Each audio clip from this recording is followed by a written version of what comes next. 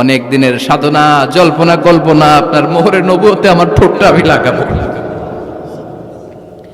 আপনার মোহরে নবুয়তের মধ্যে আমার ঠোঁটটা লাগিয়ে আমার ঠোঁটটারে আমি জাহান্নাম থেকে পরিত্রাণ করাবো। এজন্য প্ল্যান প্রোগ্রাম করে এতক্ষণ আপনার জামাটা খুলতে বলেছি। আপনার উপরে আমার কোনো হক নাই। আমার আব্বা মা, আমার সম্পদ, আমার জীবন আপনার জন্য কোরবান গো নবী। ওয়াকানা বাইনা কাতিফাইহি খাতামুন নবুওয়া, আর পিঠের মধ্যে কাজিররিল হাজালা, কবুতরের ডিমের মতো একটা মাহরুন নবুওয়া ছিল। উনি যে শেষ নবী, উনি যে প্রফেট, দ্য লাস্ট মেসেঞ্জার, এটা প্রমাণ আল্লাহ সিল মেরা দিছে বাম দিকের কাঁধে, ডান দিকে না। কোন দিকে? সাহাবারা যারা এটা দেখেছেন তারা বলেছেন যে আমরা দেখেছি এর মধ্যে কিছু চুলও ছিল, একটু লালচে ছিল, একটু উঁচু ছিল। একদিন বিশ্বনবী বললেন, বান্দার কোনো হক আল্লাহ কোনোদিন ছেড়ে দেয় না। আল্লাহর হক আল্লাহ মাফ করে, বান্দার হকের মাফ নাই। যদিও আমি নবী, আমার উপর যদি কোনো হক থাকে বলো, আমি দিয়ে দেব। কোন সাহাবী দাঁড়ায় না। এক সাহাবী দাঁড়িয়ে বললেন, নবী, যুদ্ধের ময়দানে চাবুক চালানোর সময়, লাঠি চালানোর সময় এক কাফেরকে মারতে যেয়ে আপনার লাঠির বাড়ি আমার পিঠের মধ্যে পড়েছে। আপনি যেহেতু এই কিসাসটা আদায় করতে চান, আপনার পিঠে আমি লাঠির বাড়ি মেরে এটারে শোধবোধ করে দিতে চাই। সাইয়েদনা ওমরে ফারুক হাদের জামা এরকম পড়তে শুরু করছে, আয় এদিকে আয়, তোরে শোধবোধ করাই।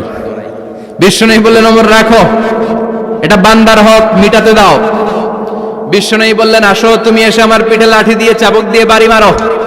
সাহাবী বলে, ও নবী, তখন দুর্ভিক্ষের সময়ের যুদ্ধ ছিল, আমাদের গায়ে জামা ছিল না।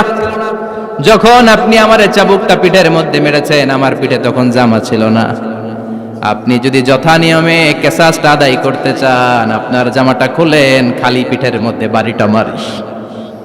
এবার ওমরে ফারুককে ধরে কে, এদিকে আয়, তোরে দেখাইতেছে। বিশ্বনবী বললেন, ওমর থামো, মারতে দাও। বিশ্বনবী উনার জুব্বাটা উপরের দিকে উঠালেন, পিঠের মধ্যে বাড়ি দেওয়ার জন্য ওই সাহাবীকে ডাকলেন। ওই সাহাবী বিশ্বনবীকে পিছন দিক থেকে জড়িয়ে ধরে ওই মোহরে নবুয়তের মধ্যে চুমু দিয়ে ফেলেছে। সাহাবী বললেন, নবী গো, এই নাটক করার জন্য আপনি আমারে মাফ করে দিয়েন। আপনি বিশ্বনবী, উদম গায়ে আপনারে দেখা যায় না, খালি গায়ে আপনারে দেখা যায় না। শুনেছি আপনার পিঠের মধ্যে মোহরে নবুয়ত আছে। অনেক দিনের সাধনা, জল্পনা কল্পনা, আপনার মোহরে নবুয়তে আমার ঠোঁটটা আমি লাগাবো। আপনার মোহরে নবুয়তের মধ্যে আমার ঠোঁটটা লাগিয়ে আমার ঠোঁটটারে আমি জাহান্নাম থেকে পরিত্রাণ করাবো। এজন্য প্ল্যান প্রোগ্রাম করে এতক্ষণ আপনার জামাটা খুলতে বলেছি। আপনার উপরে আমার কোনো হক নাই। আমার আব্বা মা, আমার সম্পদ, আমার জীবন আপনার জন্য কোরবান গো নবী। বিশ্বনবীর পিঠে বাম দিকে খাতামুন নবুওয়া ছিল, মাহরে নবুওয়া। কোন বর্ণনা এসেছে উনি এই মাহরে নবুওয়া দিয়ে পিছন দিকে দেখতেন। বিশ্বনবী যখন নামাজ পড়তেন উনি বলতেন, ইস্তাকিমু ওয়া'তাদিলু ইয়ারহামুকুমুল্লাহ, কাতার সোজা করো, ফাঁকা জায়গা বন্ধ করে দাও। কারণ আমি সামনে যেমনি দেখি, পেছনেও তেমনি দেখি। অনেকে বলেন বিশ্বনবী পেছনে দেখতেন এই মাহরে নবুয়তের জায়গাটা দিয়ে। এটা ছিল বিশ্বনবীর behind CC camera, behind close circuit camera. আল্লাহু আকবার। বিশ্বনবী ছাড়া কোন নবীর পিঠে এরকম মাহরে নবুয়া ছিল নাকি? কথা বলেন। এজন্য ওই নবীরে গালি দিলে সহ্য হয়? কথা বলেন, সহ্য হয়? আবিয়াদুল ইবতাইন, বগল ছিল শুভ্র সাদা। আমাদের বগল কি সাদা? দুর্গন্ধ, কুৎসিত, কালো, তাই না? বিশ্বনবীরটা কালো? কথা কন, শুভ্র সাদা। আমরা দোয়া করি এভাবে। বিশ্বনবী মাঝে মাঝে দোয়া করতে করতে বৃষ্টির জন্য যখন দোয়া চাইতেন, আরাফার ময়দানে যখন দোয়া চাইতেন, দোয়া করতে করতে হাতটারে উপরের দিকে করতেন। সবাই এরকম হাত তোলেন, সবাই হাত তোলেন।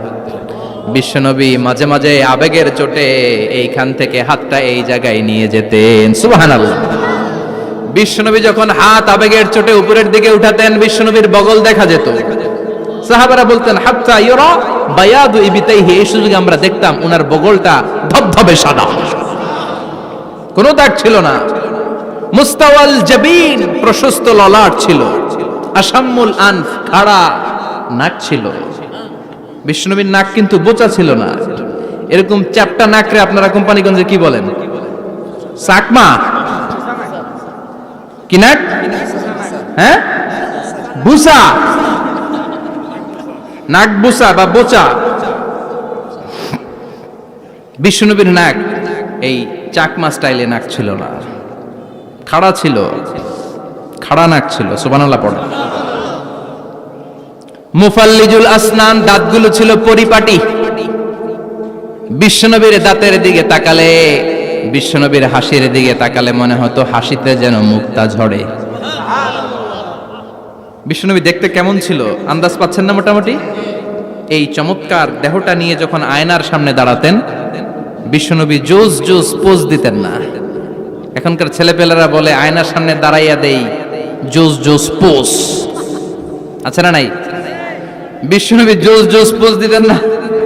বিশ্বনবী আয়নার সামনে দাঁড়িয়ে বলতেন, আল্লাহুম্মা হাসানতা খালকি ফাহসিন খুলুকি। ও আল্লাহ, আমার চেহারাটা যেমনি আপনি সুন্দর বানিয়েছেন, আমার হৃদয়টারেও সুন্দর করে দেন। What a attitude, what an attitude! কি অ্যাটিটিউড ছিল উনার! আমরা আয়নার সামনে সেজে পড়ে দাঁড়ালে চুলকে সাইজ করি, পাং করি, স্টাইল করে, ডিজাইন করি। বিশ্বনবী সুন্দর চেহারাটা নিয়ে যখন আয়নার সামনে দাঁড়াতেন বলতেন, আল্লাহ, আমার চেহারাটা যেমনি সাদা, হৃদয়টারও সাদা করে দেন। কিছু মানুষ আছে চেহারা সাদা, হৃদয় কালো, আছে না নাই? কিছু মানুষ আছে চেহারাটা কুচকুচে কালো, অন্তরটা সাদা, এমন মানুষও আছে না নাই? বিশ্বনবীর ভেতরও সাদা, বাহিরও সাদা। সুবহানাল্লাহ। আর এই সুন্দর সাদা দেহ নিয়ে আয়নায় দাঁড়িয়ে পড়তেন, আল্লাহ, চেহারা যেমনি সুন্দর, চরিত্রটাও সুন্দর করে দেয়। এজন্য আয়নার সামনে দাঁড়িয়ে এই দোয়ার দরকার, আছে না নাই? পড়তে রাজি আছেন? মনে থাকবে না মাহফিল শেষ ভুলে যাবেন? মনে থাকবে? আয়নার সামনে আপনি যখন দাঁড়াবেন, আপনার স্ত্রী যখন দাঁড়াবে, আপনার বাচ্চারা যখন দাঁড়াবে, বলে দিবেন, বাবা, আয়নার সামনে দাঁড়ানোর দোয়া পড়ো। কত অসাধারণ দোয়া! পড়েন আওয়াজ করে আমার সাথে, আল্লাহুম্মা হাসানতা খালকি ফাহসিন খুলুকি। আল্লাহুম্মা হাসানতা খালকি ফাহসিন খুলুকি। এর মানে, আল্লাহ, আমার চেহারাটা করেছো সুন্দর, আমার আচরণ, আমার চরিত্রটাও সুন্দর করে দাও। চিৎকার করে পড়েন আমিন। তাহলে বিশ্বনবীর ব্যাপারে তিনটা কথা আমরা শুনবো বলেছিলাম, প্রথমটা শুনে ফেলেছি। মানে উনি দেখতে কেমন ছিল, উনি দেখতে কেমন ছিল, এর মধ্যে আমাদের আমলের কিছু নাই, শুধু বর্ণনা করা আর শোনা আর বিশ্বনবীকে ভালোবাসা, ঠিক কিনা? কারণ উনার না খাড়া, আমার তো খাড়া নাও হইতে পারে। উনি সুন্দর, আমি তো শ্যামলা হইতে পারি, কারণ এটা আল্লাহর দেয়া পরীক্ষা, ঠিক কিনা? দ্বিতীয় পয়েন্ট থেকে আমাদের আমল শুরু। দ্বিতীয় পয়েন্ট ছিল বিশ্বনবীর আচরণগত বৈশিষ্ট্য। আমার নবীর বিহেভিয়ার কেমন ছিল, কন্ডাক্ট সিস্টেম কেমন ছিল, ম্যানার কেমন ছিল, মানুষের সাথে কমিউনিকেশনটা কেমন ছিল, ব্যবহারিক জীবনটা কেমন ছিল, এগুলো আমল করার দরকার, আছে না নাই? কষ্ট হচ্ছে? কষ্ট হচ্ছে? মনোযোগ আছে তো? মনোযোগ আছে না গেছে? আমরা এবার শুনবো বিশ্বনবীর আচরণ কেমন ছিল। বিশ্বনবী যখন রাস্তা দিয়ে হাঁটতেন, ইয়ামশি হাউনান, বিনয়ের সাথে হাঁটতেন। ইয়ামশি হাউনান, রহমানের বান্দারাও বিনয়ের সাথে রাস্তা দিয়ে হাঁটে, ঠিক কিনা? ওয়াইবাদুর রহমানিল্লাযীনা ইয়ামশুনা আলাল আরদি হাওনাও ওয়া ইযা খাতাবাহুমুল জাহিলুনা ক্বালু সালামা। রহমানের বান্দারা যখন রাস্তা দিয়ে হাঁটে, বিনয়ের সাথে হাঁটে, তারা অহংকার প্রদর্শন করে না, মানুষের সাথে বিনয়ের সাথে রাস্তা দিয়ে হাঁটে। এজন্য রাস্তা দিয়ে যখন হাঁটবো, বিনয়ের সাথে হাঁটবো। রাজি আছেন তো? নাকি অহংকার প্রদর্শন করে হাঁটবেন? বিশেষ করে যুবকেরা, 3-4 জন যুবক একসাথে হলে রাস্তায় ওদের আর কারো হুঁশ জ্ঞান থাকে না, পুরো দুনিয়াটাই মনে হয় দুনিয়াটাই আমার, আছে না নাই? না, মুরব্বীকেও সম্মান করবা, মহিলাদেরকে সম্মান করবা, তোমার জায়গায় তুমি হাঁটবা, ভদ্রভাবে হাঁটবা। ভদ্রভাবে হাঁটার দরকার, আছে না নাই? উনি মুরব্বী, একদিন উনিও তোমার মতো যুবক ছিল, ঠিক কিনা? এই যে আমার কালো দাড়ি, আজীবন কালো থাকবে? কথা বলেন। উনার সাদা দাড়ি, ছোটবেলায় মনে সাদা দাড়ি নিয়ে আসছিল না? হ্যাঁ, উনিও একদিন তাগড়া যুবক ছিল, উনিও কোম্পানিগঞ্জ বাজারে দাঁড়ালে লোকজন তাকিয়ে থাকতো, ঠিক কিনা?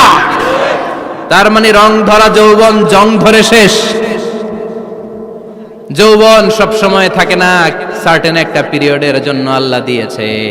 এজন্য যুবক ভাইরা, তোমাদের রক্ত গরম, তোমাদেরকে বিনয়ী হতে হবে বেশি, ঠিক কিনা?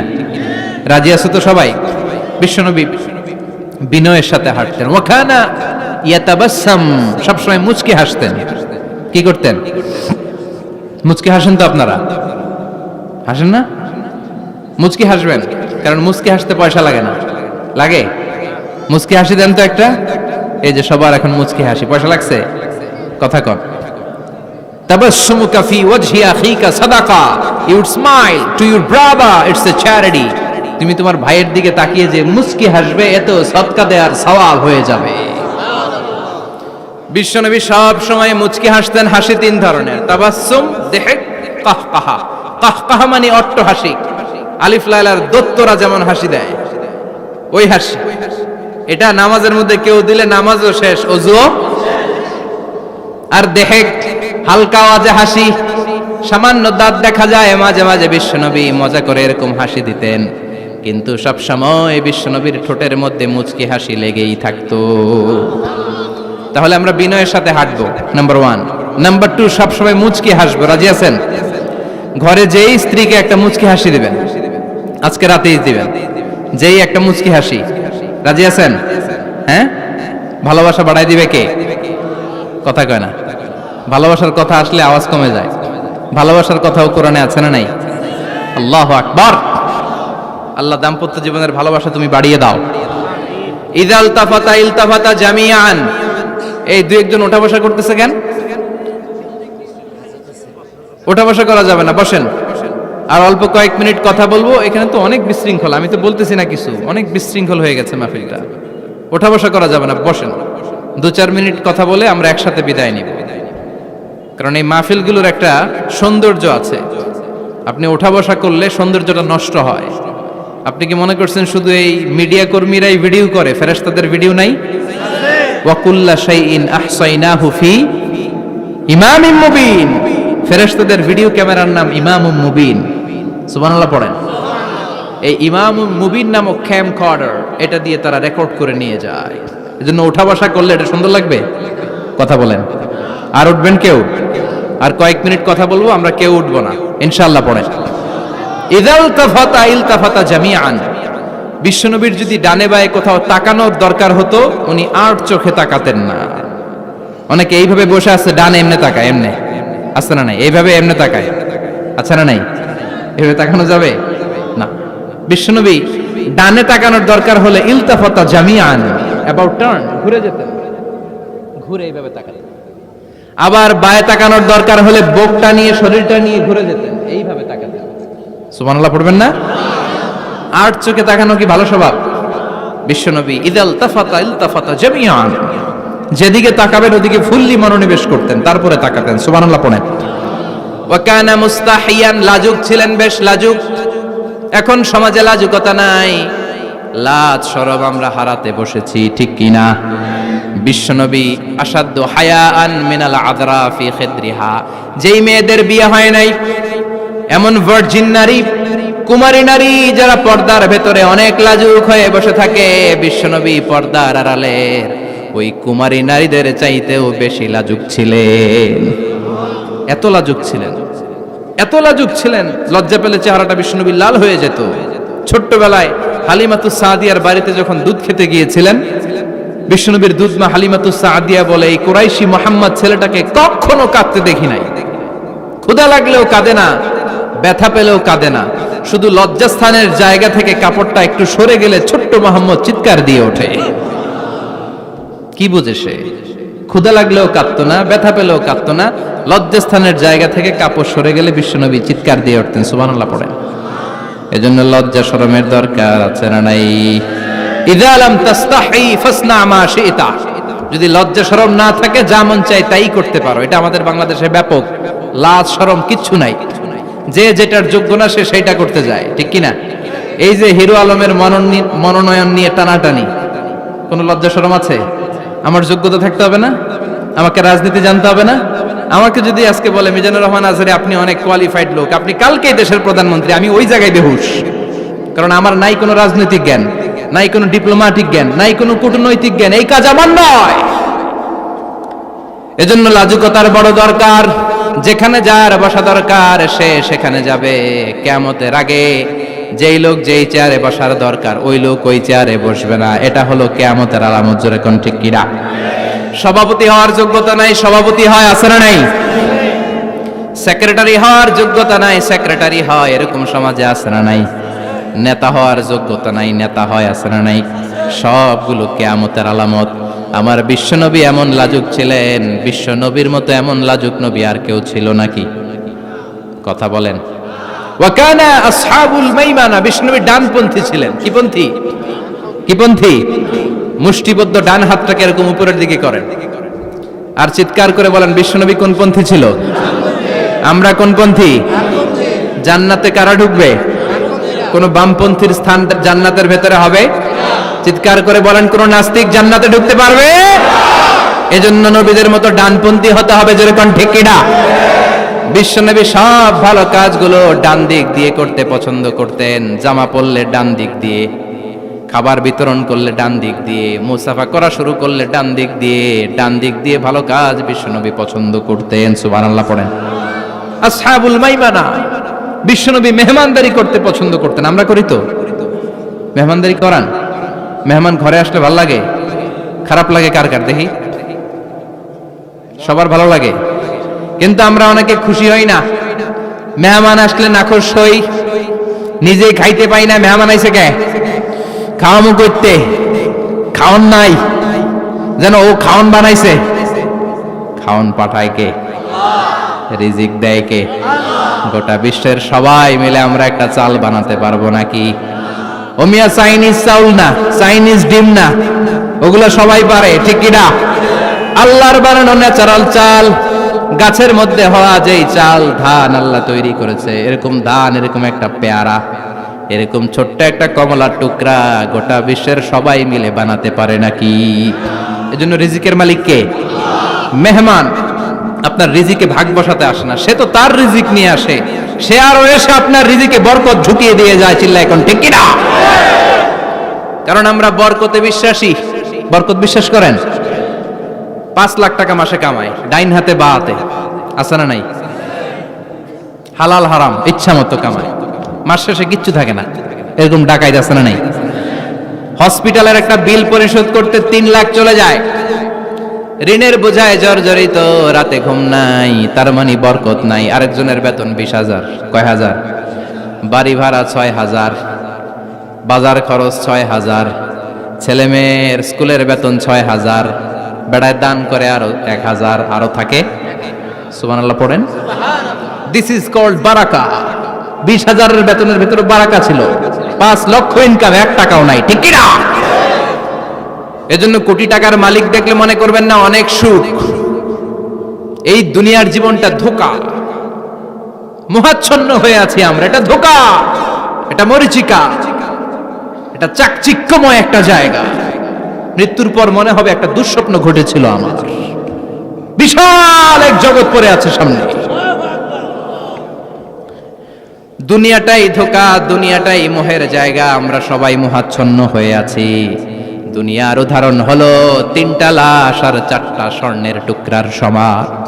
3 জন যুবক কাজের জন্য বেরিয়েছে, পথিমধ্যে 4টা স্বর্ণের টুকরা পেয়েছে। যুবক কয়টা? স্বর্ণ পাইছে কয়টা? মহা খুশি, খুশিতে বাকবাকুম, 4টা স্বর্ণের বড় বড় টুকরা পেয়েছে। আমরা আজীবন খেলে বসে খেয়ে যেতে পারবো, কিচ্ছু লাগবে না আমাদের।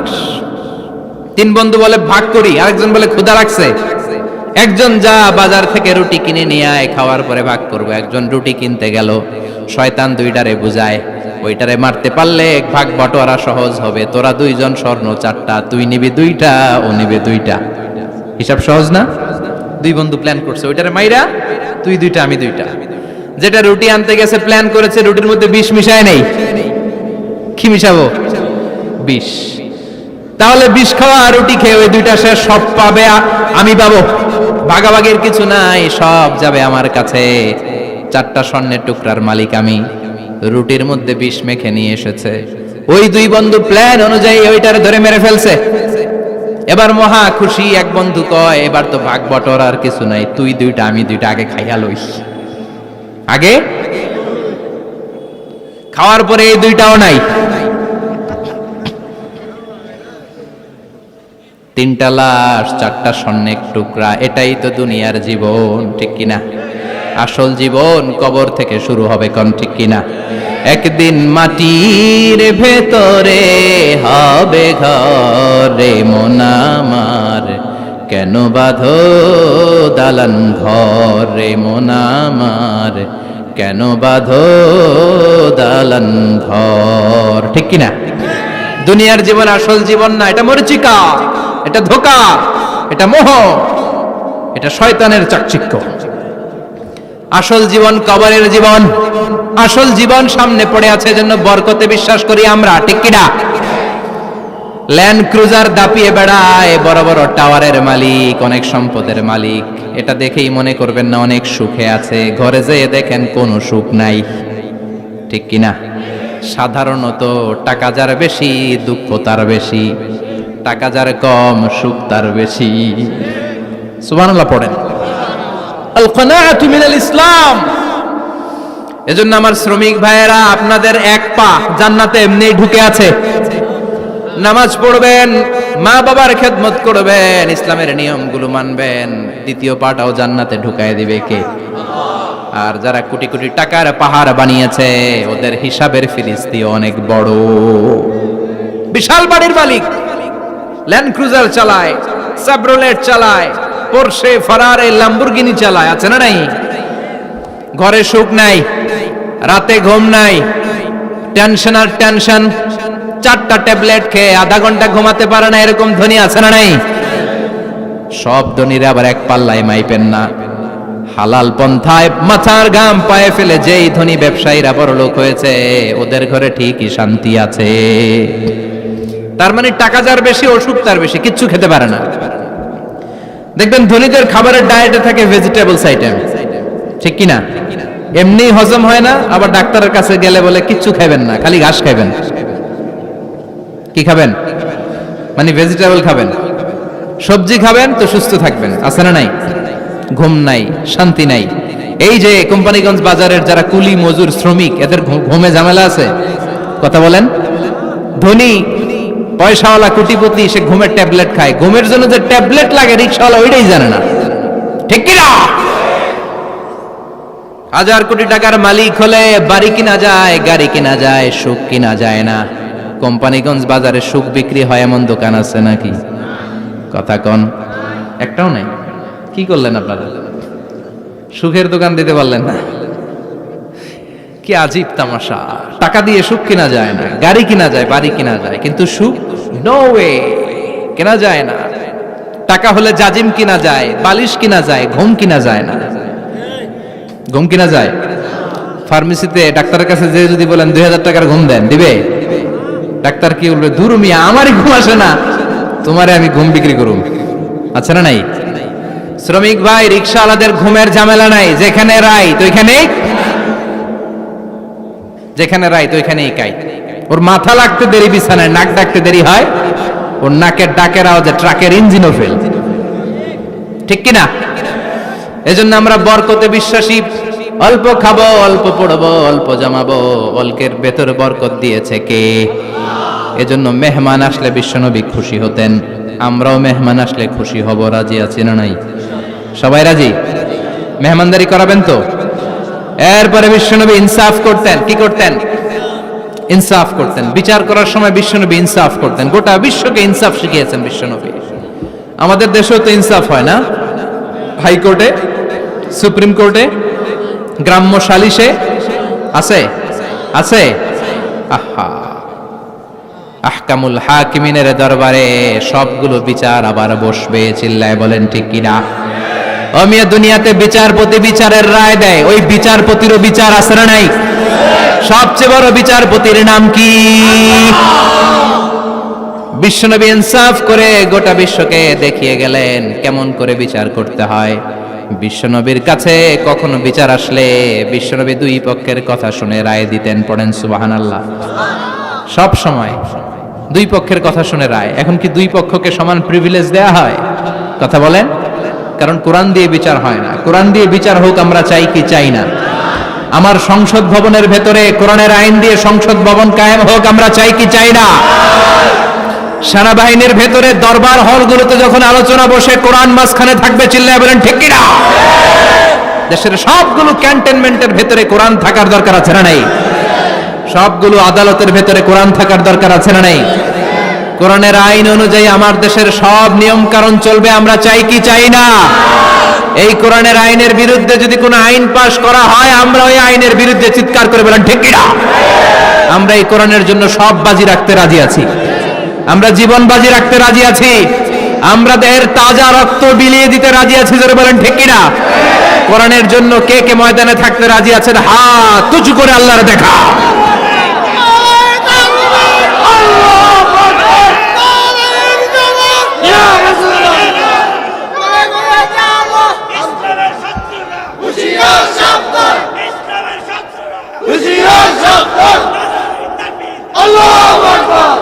আল্লাহ কোরআনের জন্য যে ভালোবাসাটাকে তুমি কবুল করো, আমরা যেন দেখে যেতে পারি যে এই দেশে কালেমার পতাকা পতপত করে উড়েছে। আমরা যারা ইসলামের পক্ষে, এটাই আমাদের অপরাধ। আমরা ইসলামকে একটা বিজয়ী শক্তি হিসেবে দেখতে চাই, আমরা ইসলামকে পার্লামেন্টের ভেতরে দেখতে চাই, আমরা কালিমার পতাকা পতপত করে উঠছে এটা দেখে যেতে মরতে চাই। চিল্লায় বলেন ঠিক কিনা? বিশ্বনবী ইনসাফ শিখালেন, বিচার আসলে দুই পক্ষের কথা শুনতেন। বিশ্বনবীর স্ত্রী সাউদা এসে বলে, নবী, আমি আপনার কুমারী বউ আয়েশার ঘরে তরকারি নিয়ে গিয়েছিলাম, ঝোল নিয়ে গিয়েছিলাম, কোন বর্ণনায় পায়েস নিয়ে গিয়েছিলাম। তরকারি দেওয়ার পরে আপনার স্ত্রী রেগে বলে, তরকারি দিলা কেন? আমি কি তরকারি রাঁধতে পারি না? আনলা কেন? রাগের চোটে তরকারির ঝোল নিয়ে পায়েস নিয়ে আমার গালের মধ্যে মাখিয়ে দিয়েছে আপনার বউ। আপনি তো শ্রেষ্ঠ বিচারক, ও নবী বিচার করে দেন। দুই বউয়ের মধ্যে ঝগড়া আছে না নাই? বিশ্বনবী সাউদার কথা শুনলেন, মা আয়েশাকে ডেকে পাঠালেন। মা আয়েশারে বললেন, ও আয়েশা, আসলে এমনটা করেছো নাকি? মা আয়েশা বলে, নবী, তখন আমার মেজাজটা বড্ড গরম ছিল, রাগের মাথায় ঝোল নিয়ে আমি সাউদার মুখে লাগিয়ে দিয়েছি। আসলে কাজটা কথা শুনে রায় দেয় নাই, ঠিক কি না? দুইজনের কথা শুনে বিশ্বনবী বললেন, আমার আদালতের রায় হচ্ছে কিসাস, টিট ফর ট্যাট। যেমন করেছো তেমন, ঘুষি মারলে ঘুষি, গুতা মারলে গুতা, ঠেলা মারলে ঠেলা, আচ্ছা না নাই? সাউদাকে যেমনি তুমি পায়েস মাখিয়ে দিয়েছ, সাউদাও পায়েসের বাটি থেকে কিছু পায়েস নিয়ে আয়েশার গালে মাখো। সুবহানাল্লাহ পড়েন। সাউদাও বিশ্বনবীর রায় অনুযায়ী বাটি থেকে পায়েসের ঝোল নিয়ে মা আয়েশার গালের মধ্যে মেখে দিলেন। মা আয়েশা কি আর করবেন, হেসে দিলেন।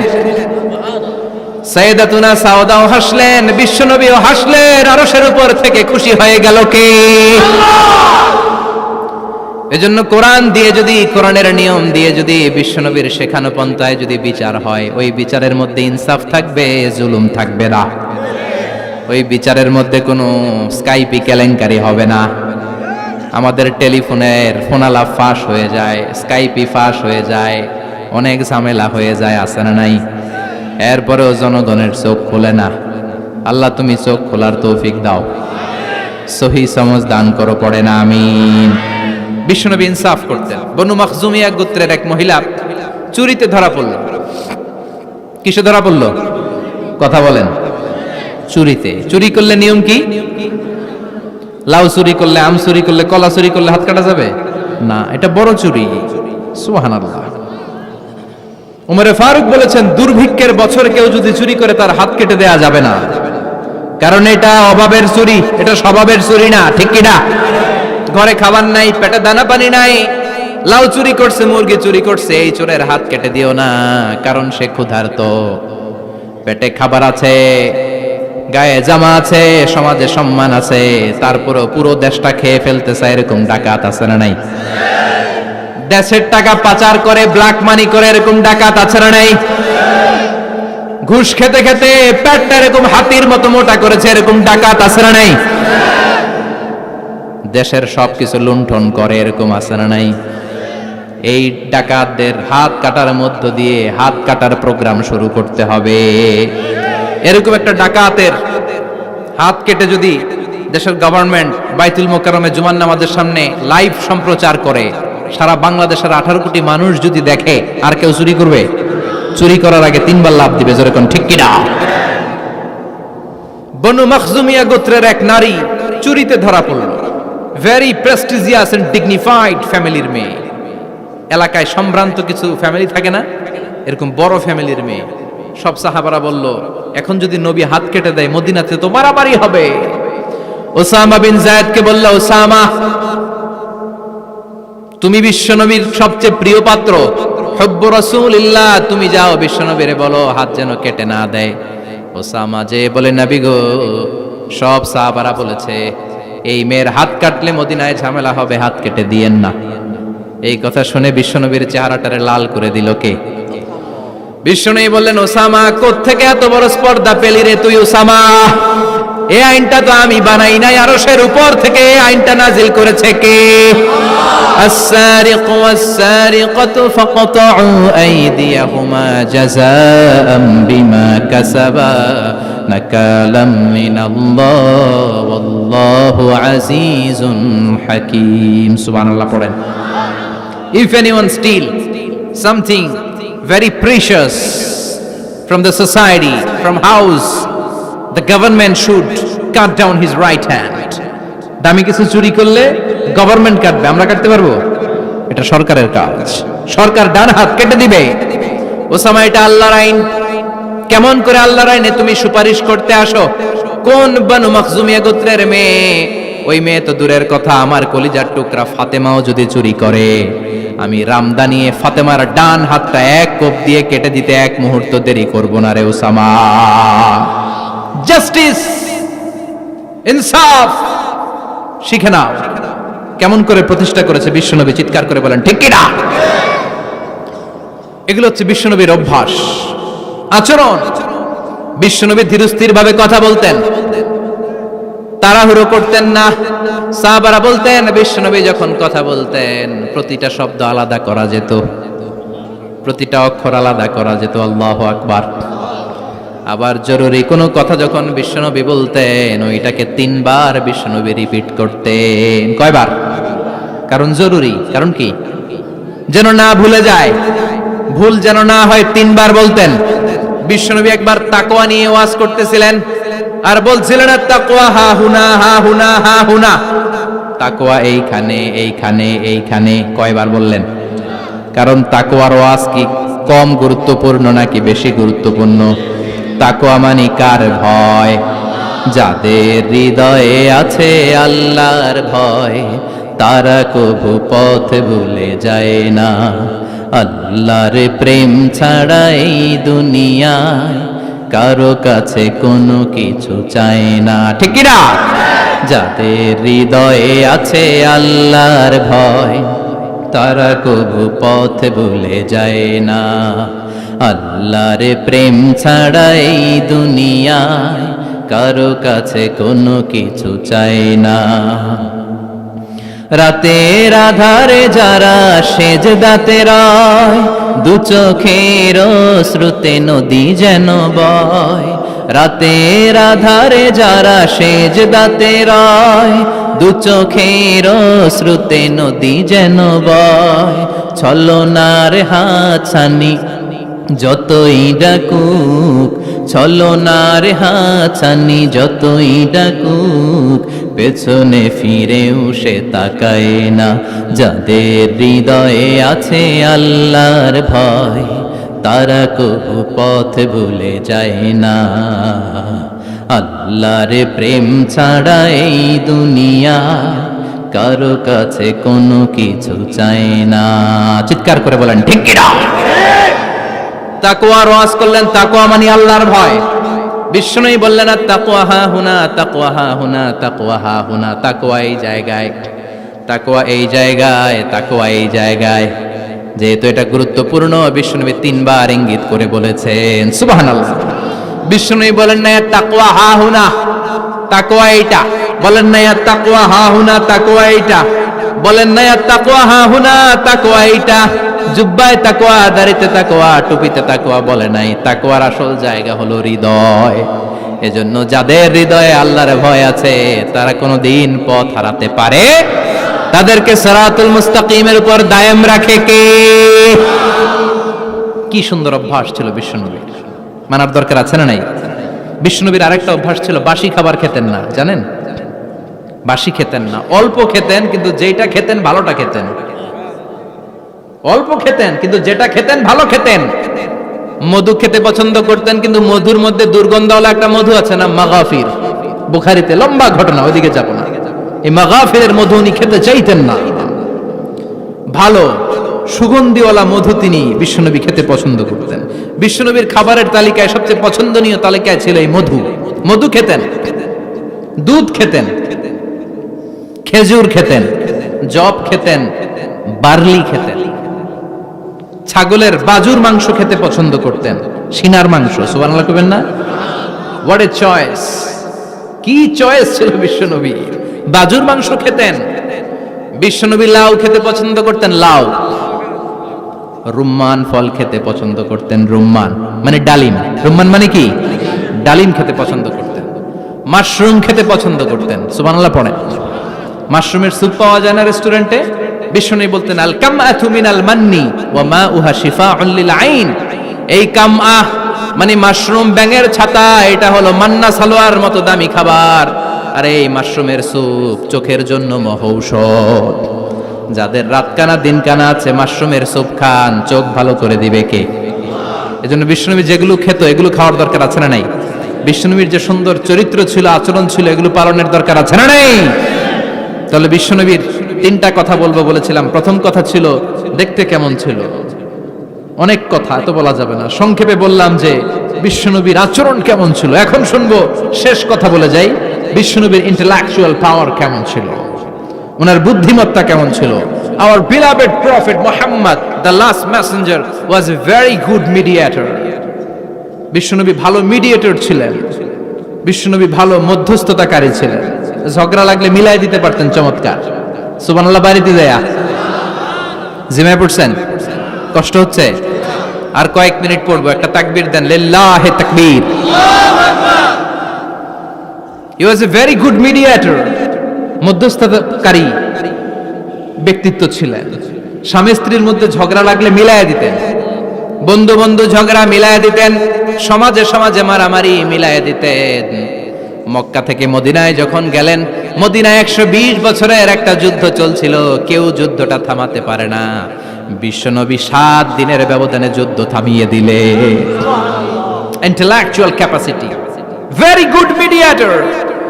এজন্য বিশ্বনবীর উম্মত যারা, তাদের অভ্যাস হবে ঝগড়া লাগায় দেওয়া যাবে না, মিলায় দিতে হবে। ঠিক কিনা? আমরা যদি ঝগড়া দেখি দূর থেকে আরো লাগায় দিতে চাই, আছে না নাই? কোম্পানিগঞ্জ বাজারে ঝগড়া, কয় লাগুক আরো লাগুক, ধরবি না, থামাবি না, দূর থেকে মজা দেখি, মজাই লাগে, এরকম ডাকাইত আছে না নাই? আগুন লাগলে পানি দিয়ে নেবায়, অনেকে তেল ঢালে, আছে না নাই? কি করবেন? মিলিয়ে দিবেন। আপনার মর্যাদা বাড়িয়ে দিবে কে? বিশ্বনবী ভেরি গুড মিডিয়েটর ছিলেন। বিশ্বনবী লজিক্যাল এবং রেশনাল ছিলেন, বুদ্ধিমত্তাকে কাজে লাগাতেন। এক সাহাবী এসে বলে, নবী ইযান লি বিজিনা, আমারে জিনার অনুমতি দেন। কিসের অনুমতি? কার কাছে অনুমতি চাইলো? অন্যান্য সাহাবারা এই যুবক ছেলেটাকে ধমকাতে লাগলো, বসো, এই মিয়া বসো, বিশ্বনবীর কাছে কি কথা বলে এগুলা? ওই যুবক বসে রইল। বিশ্বনবী কাজ সারলেন, এরপর বললেন, আইনাস শাবাব, ওই যুবকটা কোথায়, এদিকে আসো, কি চাইছো বলো। কয়, বিশ্বনবী আপনি আমারে জিনা করার অনুমতি দেন। বিশ্বনবী যুবকটারে কাছে ডেকে আনলেন, বললেন, ও যুবক, তোমার ঘরে বোন আছে কিনা? কয়, আছে। তোমার বোনের সাথে কোনো পুরুষ জিনা করুক, তোমার কেমন লাগবে? সে বলে, আমি এই পুরুষটারে হত্যা করব। হত্যা করবা? ওকে, ডান। তোমার ঘরে মা আছে কিনা? আছে। তোমার মায়ের সাথে পর পুরুষ জিনা করবে, কেমন লাগবে? কয়, আমি সাইজ করবো ওরে। তোমার ঘরে স্ত্রী আছে কিনা? আছে। তোমার স্ত্রীর সাথে যদি কেউ জিনা করে কেমন লাগবে? বলে, আমি তারে ছাড়বো না। বিশ্বনবী বললেন, তাহলে যেই মহিলার সাথে তুমি জিনা করবা, সেও তো কারো বোন, সেও তো কারো স্ত্রী, সেও তো কারো মা, ঠিক কিনা? সুবহানাল্লাহ, হোয়াট অ্যান ইন্টেলেকচুয়াল ক্যাপাসিটি। যুবক বলে, তাই তো, এভাবে তো ভাবি নাই। আমি যার সাথে পাপ কর্ম করব, সেও তো কারো বোন হবে, সেও তো কারো মা হবে, সেও তো কারো স্ত্রী হবে। ও নবী, আপনি আমারে মাফ করে দেন, আমার জন্য দোয়া করে দেন, যেন তাকওয়ার উপর জীবন প্রতিষ্ঠা করতে পারি। লজিক্যালি জিনিসকে সলভ করার চেষ্টা করতেন। মুআয ইবনে জবালকে বিশ্বনবী সাল্লাল্লাহু আলাইহি ওয়াসাল্লাম ইমাম বানিয়ে পাঠালেন। উনি ইমামতি করতে গেলেন এক মসজিদে। মাগরিবের সালাতে উনি লম্বা কেরাত ধরলেন। এশার নামাজ শুরু করলেন সূরা বাকারা দিয়ে, কোরআনের সবচেয়ে ছোট সূরা। হ্যাঁ, বড়? কত বড়? বিশাল বড়।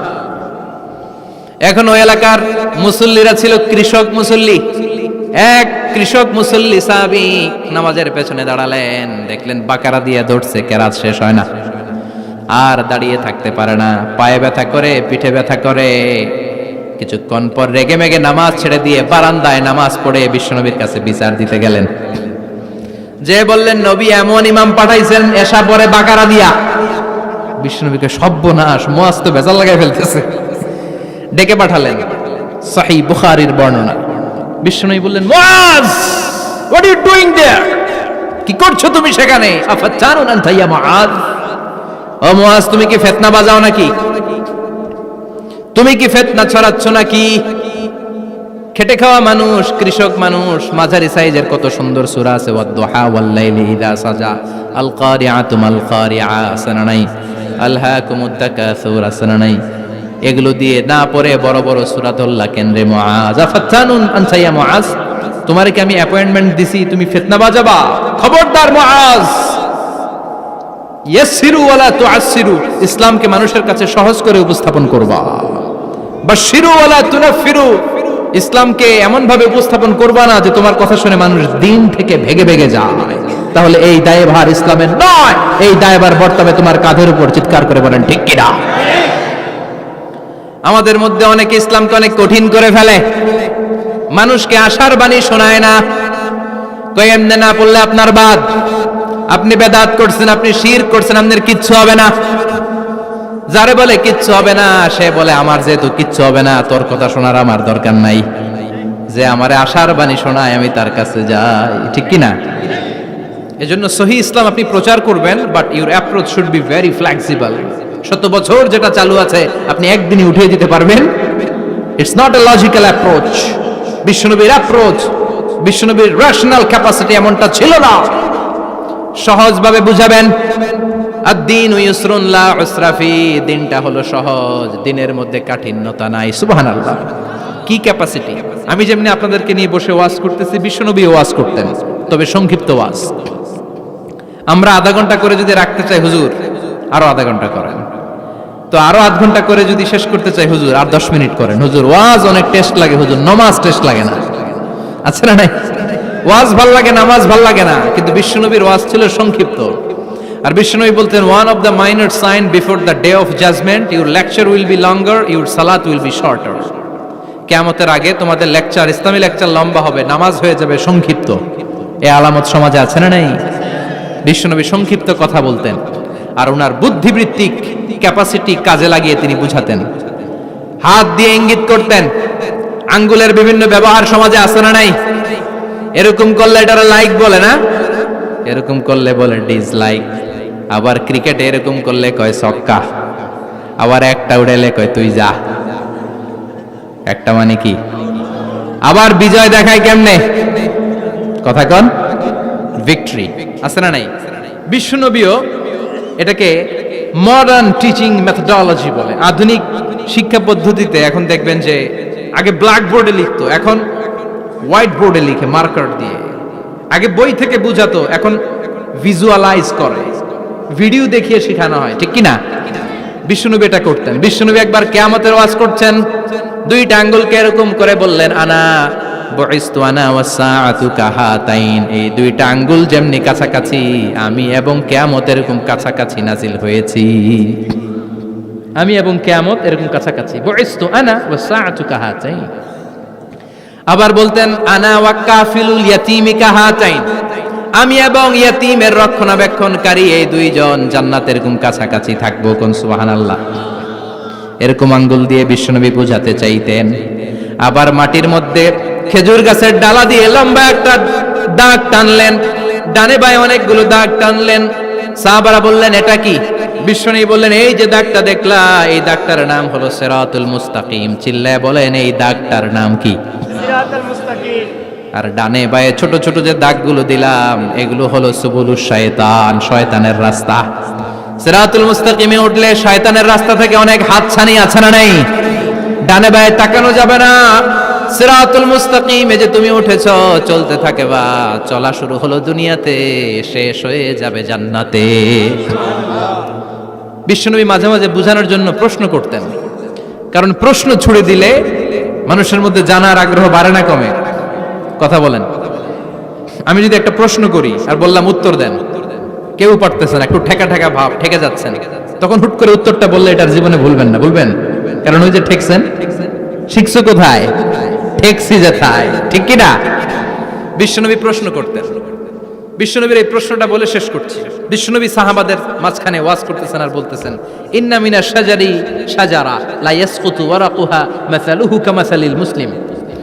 বললেন, আমাদের এই ভূখণ্ডে এমন একটা গাছ আছে, যেই গাছের পাতা ঝরে না, এই গাছের দৃষ্টান্ত মুমিনের দৃষ্টান্তের মতো। বলো তো গাছটা কি? কে জানো? কেউ কথা কয় না।